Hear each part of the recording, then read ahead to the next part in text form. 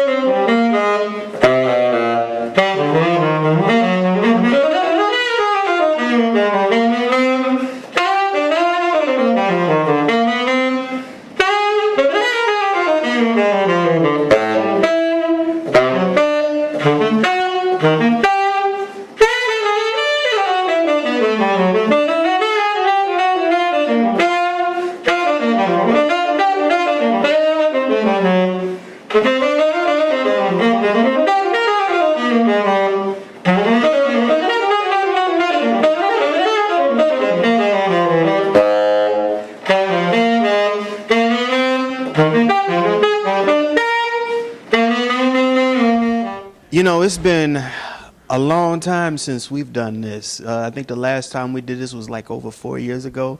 Congratulations on this brand new record, Visions. And we're here at the Daddario studio here. You want to talk about the mouthpiece or the reeds? The reeds. Well, I've been using the Daddario reed since I was a kid. You know, in Santiago, my father's a saxophone player, so he gave me he used to give me a box of La Voz, which is one of the brands that they use. So I just love them. They're very consistent and they always work.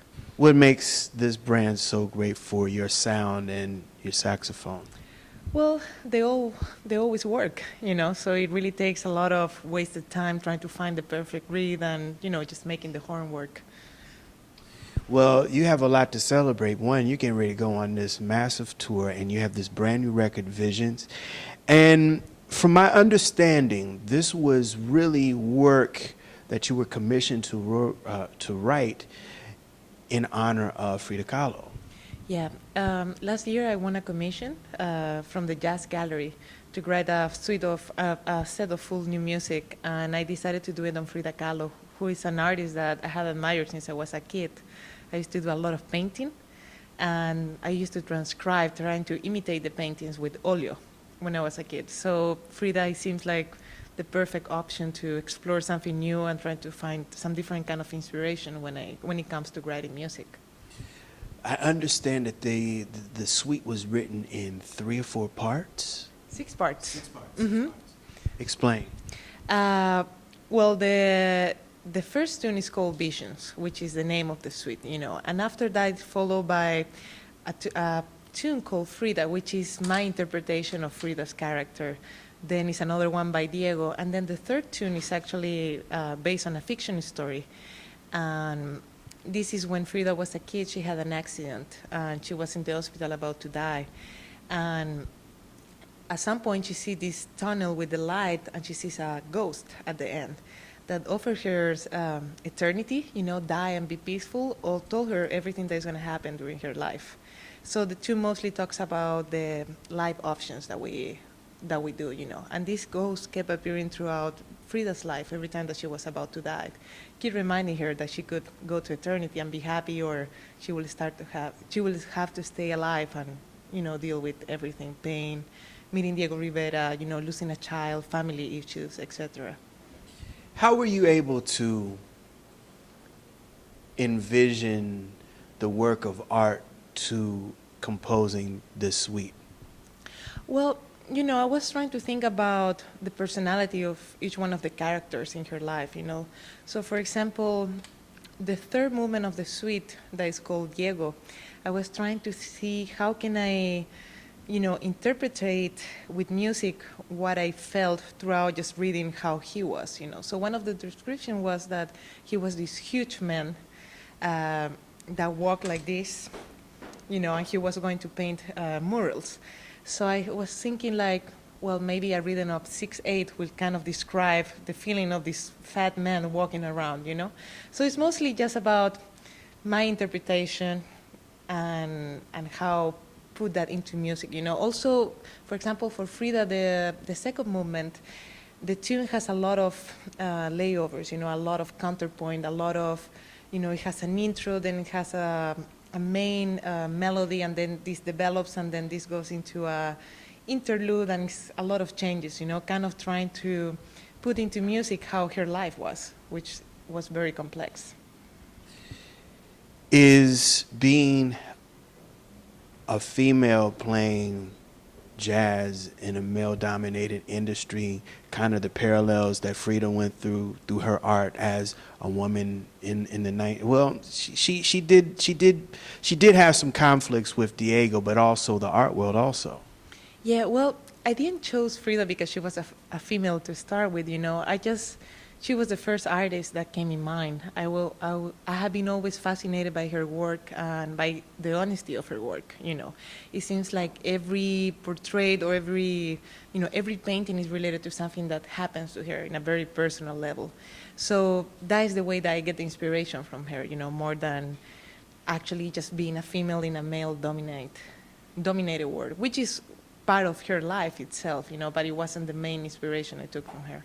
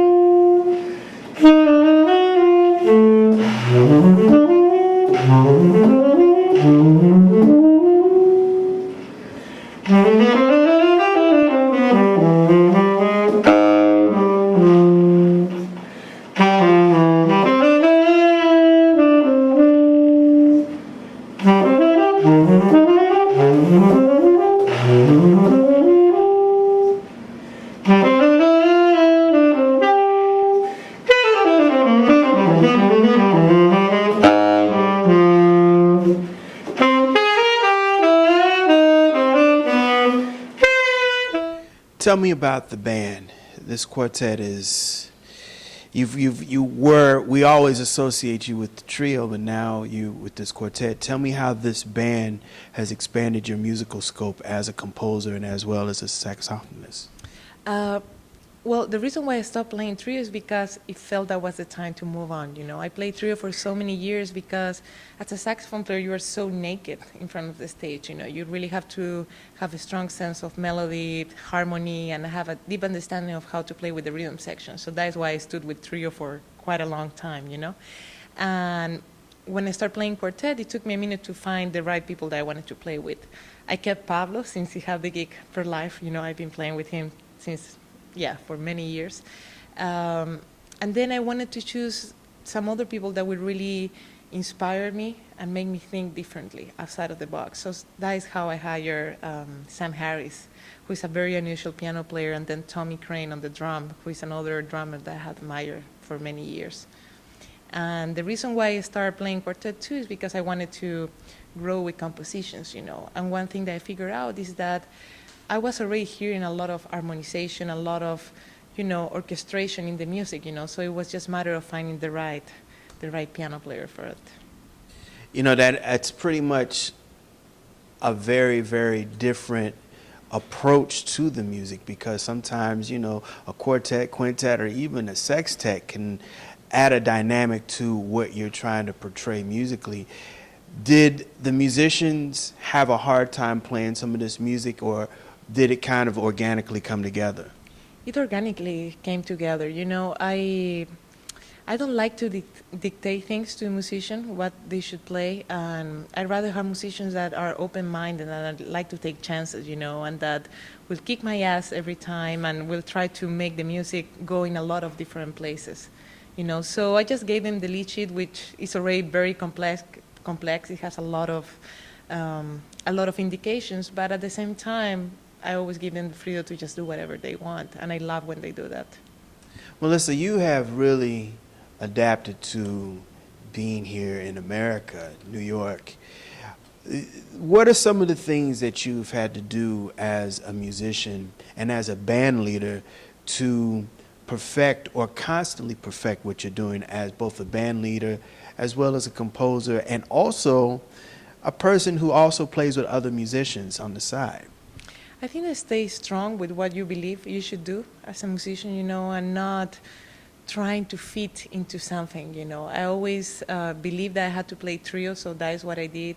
I always believed that I wanted to play with musicians that would make me grow, you know. So with that being said, I have to really learn about what kind of musicians I want to be surrounded with, you know, and always listen to myself, not listen to promoters or, you know, what is happening outside. Just, I really believe that this is what it needs to be done, and I stay strong with that.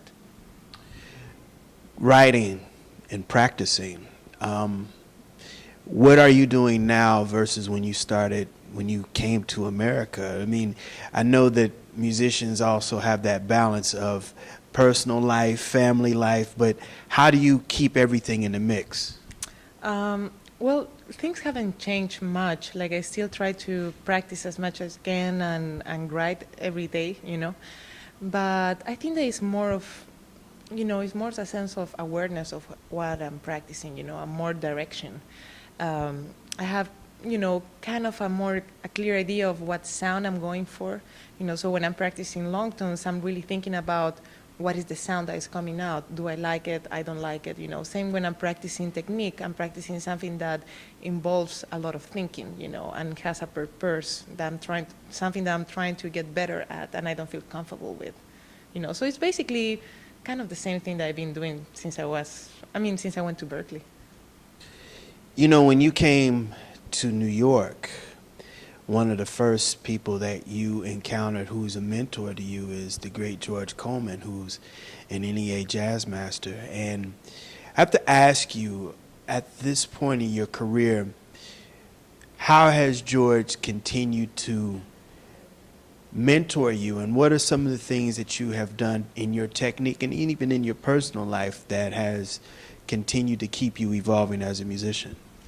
Well, he gave me a few lessons, but I'm still working on all of that. He gave me quite a lot of information and mostly like a sense of direction. We talk a lot about the process, and being able to be around somebody like him and understand that, it's not just luck or talent. It's a lot of commitment. It's a life commitment, a lot of practicing, a lot of frustration, a lot of just personal time trying to figure out what you have to do with the horn, and that is something that inspires me a lot. What inspires you? What inspires you as a musician and as a person at this point of your career? I think that being balanced, when I feel balance in life, which doesn't necessarily mean that I'm practicing 10 hours, but just feel good, with my husband, with friends, feel calm. That allows me to practice in a more deep way and have a better idea of what I want to do.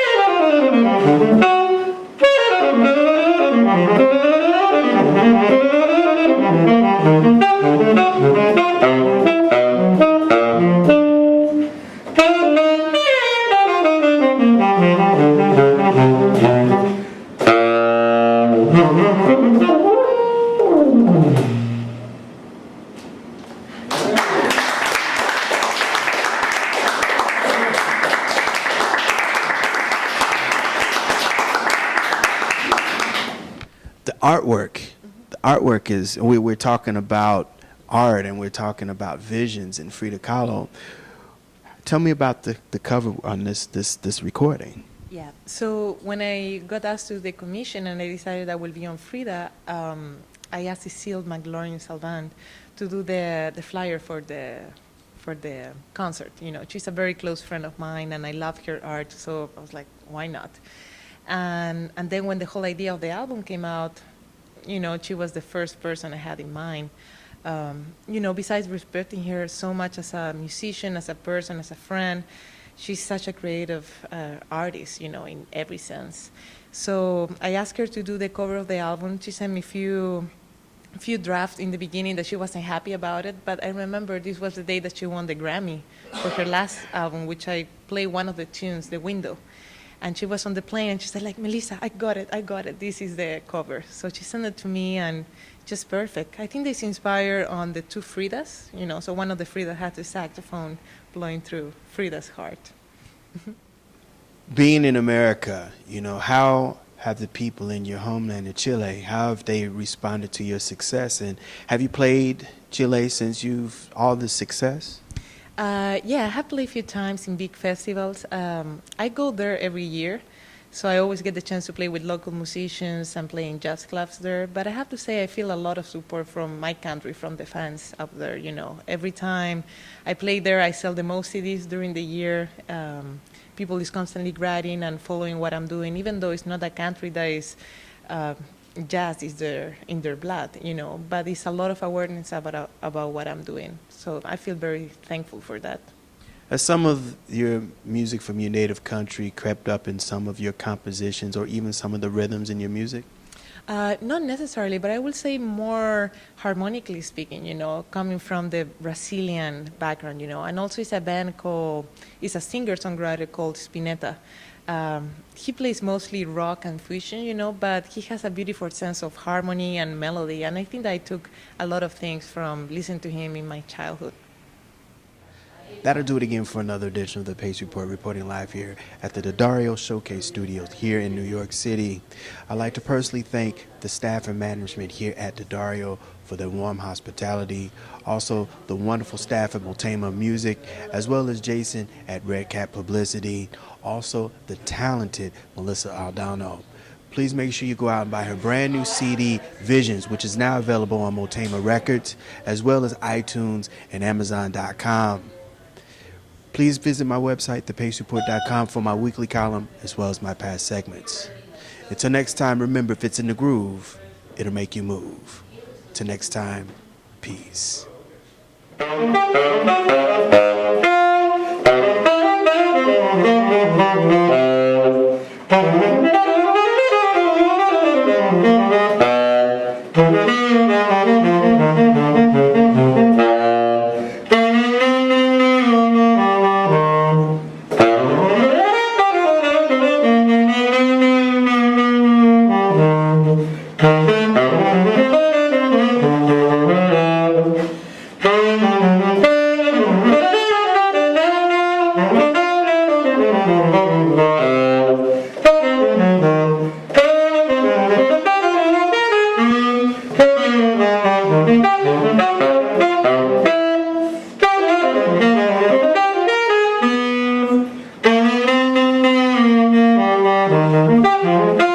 Thank you.